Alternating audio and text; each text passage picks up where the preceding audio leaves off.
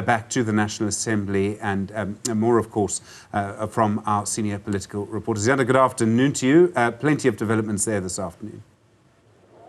Absolutely, Stephen. And as we still take in this important moment that continues to unfold in our country insofar as the votes that take place in May 2024, let's bring in the Freedom Front Plus's Pieter Groenewald, an ANC MP, now the Speaker of Parliament. Your initial reaction? Well, it's not the first time we have an ANC MP as Speaker of Parliament. Since 1994, that was an ANC MP who's welcome. Dr. Didiza is a competent person. She was a chairperson at one stage, and she's got the gravitas, and she knows the rules. So I think that she will be a good speaker, and I do hope, and we will also ensure that she restores a quorum and the respect of Parliament towards the people of South Africa. So does this mean then this arrangement that has been put together is likely to bring the anticipated stability that the ANC and DA continuously claim? Yes. Well, if we look at it, I think she can bring back that stability. I mean, the opponent was an EFF member. She had no experience or anything like that. So as far as the Freedom Front Plus concerned, we think that was the right choice. And as I said, and you're quite right, she will restore quite a lot of, good practices also. She said that she will listen to the opposition parties and she will be fair. Now, normally, all speakers, when they are elected, they say that. So there is a task on the Freedom Front Plus, and we will have to ensure that we hold her at what she said today. I mean, it's very interesting because I'm actually thinking about the conversation you and I had at the National Results Operations Center, where you quite clearly said you want to resuscitate the Phala report. Now, in the larger context of parties being able to still keep each other accountable whilst in this marriage of convenience or inconvenience, do you think that will still be possible? Well, it depends what you mean by this marriage of convenience or inconvenience and that. The Freedom Front will keep their word, as we said, that we want to ensure that there is accountability. And I will surely see whether it is technically possible to ensure that we bring back the Phala report. And then it doesn't matter.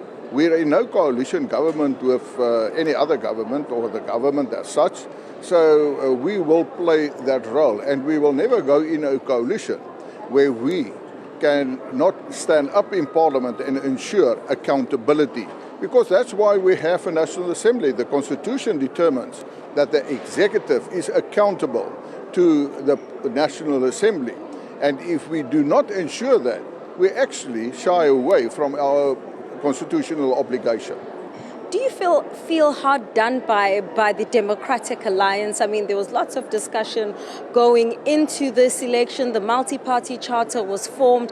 As you reflect now, when we're in this moment where Deputy Speaker is going to be elected and the President, and we see other opposition parties forming their own thing, the UAT, EFF, UDM, etc.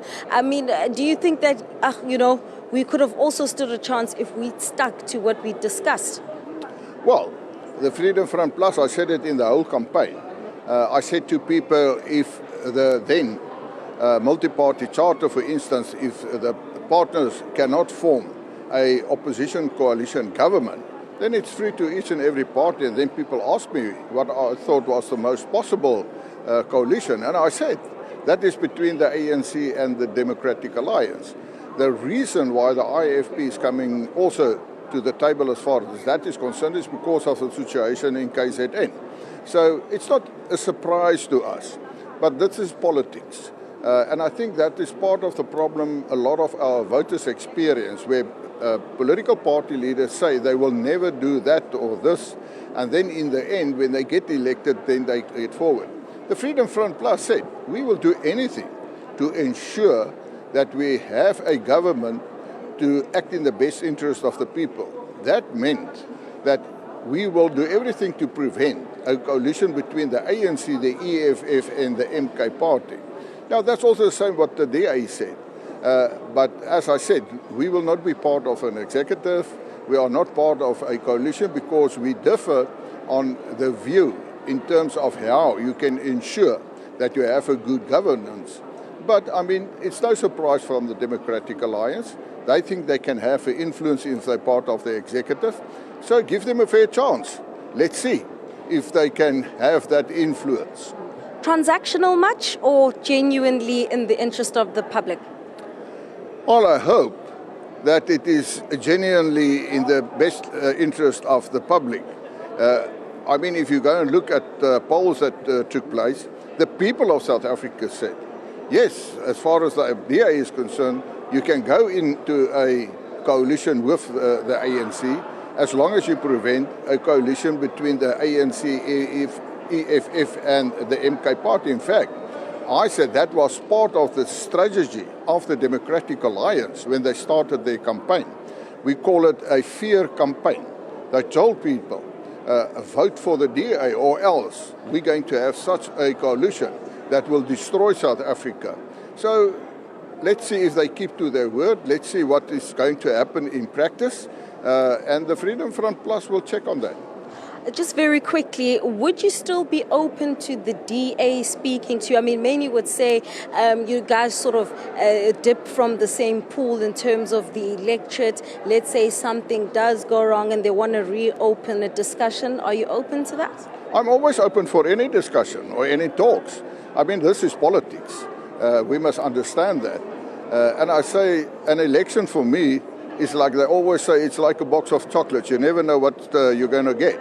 So, of course, I mean, that is where respect prevails. We are an opposition party, we are different political parties, but the Freedom Front Plus has respect for every political party. And in that sense of respect, yes, we will talk to them, talk with them, or whatever the case may be, and we will listen. And if it is in the best interest of South Africa and its people, then we will agree on it. All right, Pieter Groenewald is the leader of Freedom Front Plus, reflecting then on several issues.